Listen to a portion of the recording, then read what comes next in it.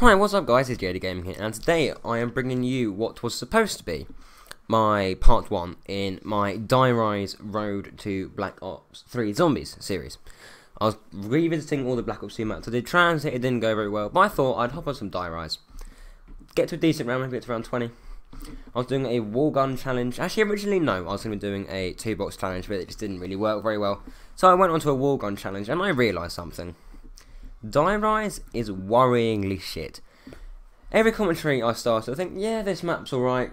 It's not the best, but it's okay. And I kept on going down in the most stupid ways imaginable, in which I got double swiped, I got stuck in a corner where there shouldn't be a corner, I got killed by the jumping jacks being AIDS as fuck. God, it's just so poor, and it kind of makes me think,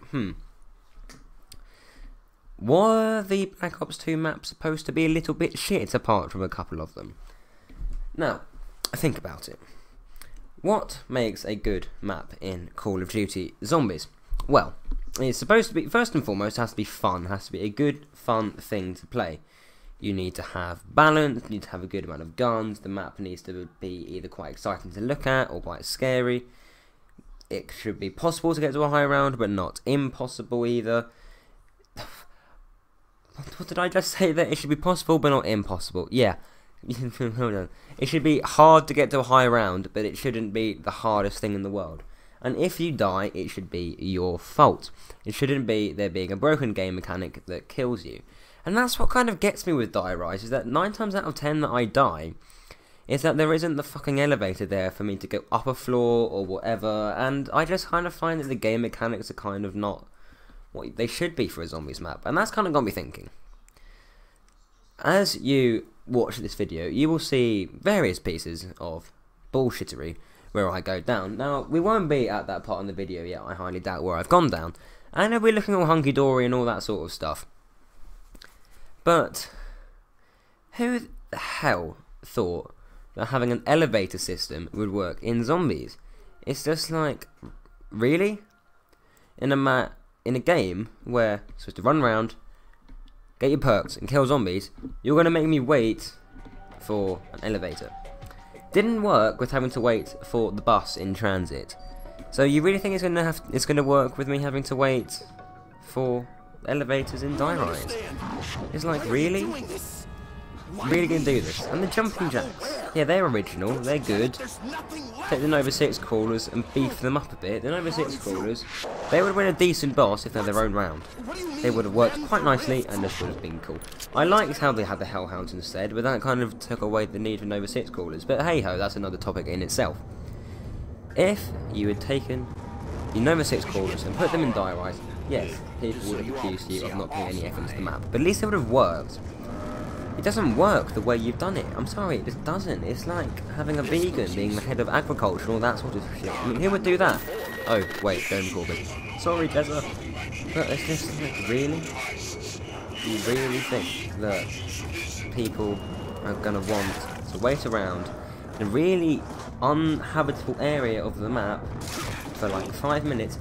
Sometimes without Jug, well not 5 minutes, you know, it's a significant amount of time. A lot of the time without Jug, because you're not going to be in the area with elevators if you have Jug, let's be honest. And you think they're going to survive and have fun? No, you're retarded. This thing could have worked a lot better if zombies couldn't crawl up the elevator shafts and like come out of them even when the elevator isn't there. It could have worked a lot better, because it still wouldn't have been perfect, but it would have made it so you could wait around in the area where the elevators were to get your perks and stuff. But fall damage, that's not a good shout. Jumping over shit and being good at platform games isn't what's supposed to make a zombies map. It's just like, really? What were you thinking, Treyarch? So I'm kind of coming to the theory that they purposefully made some of their maps, in general, just a little bit shit. Now, go back all the way to World at War. All of the maps there, in general, were as good as they could be. Yes, the Rux had a few problems. Yes, they all had their few problems, but that's not because they were intentionally made bad, it's just that there were some genuine glitches in the game. They hadn't perfected the engine yet, and shit happens when you're making a new game. Apart from the Wonderwaff taking away your jug when you hit it with yourself and the reeds. There wasn't anything really wrong with it. And there may be a reason for them doing that. I mean, if you look at how overpowered the one that was in Kinonuma, you could kind of think, yeah, okay, this might be a reason for it. But you go into Black Ops 1, and you look at 5. That was supposed to be the main map of Black Ops 1 in terms of like the starting maps, and in some ways it was, but in some ways it wasn't. It's a bit weird, like when you finish the campaign, you do load up 5, if you didn't know that. I didn't until I finished the campaign of Black Ops 1 a few weeks ago. But that's not very good, really, is it? Let's think about it. What's wrong with it? Well, the teleporter system, which doesn't work, and there's lots of other stuff like the Pentagon Thief being a bit overpowered, and the training areas and everything being too expensive and all that sort of stuff. But I've made a video on why I don't like 5, and you can go watch that if you want to. But think about it. There are enough crap maps dispersed with the great ones for there being adequate excuses for you to think that maybe they make some crap maps so you actually buy more DLC. Now, that theory might not resonate with a few people, but put it this way.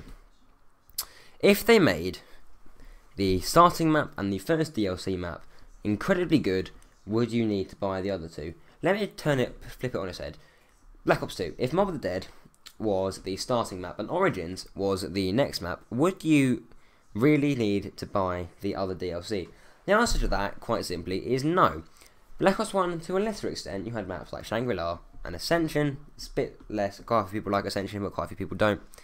There were enough things on there for it to be annoying enough for you to want to think, they probably would have fixed this in the next ones. And yes, I think sometimes they messed up. Sometimes they got things wrong when they were making their maps. But I also do sometimes think that they did this on purpose so we would buy more DLC. Anyway guys, what do you guys think about this? I'm really interested to find out. If you have enjoyed this video, please like, comment and subscribe and all that good stuff. And anyway, I'll see you in my next video. Bye guys.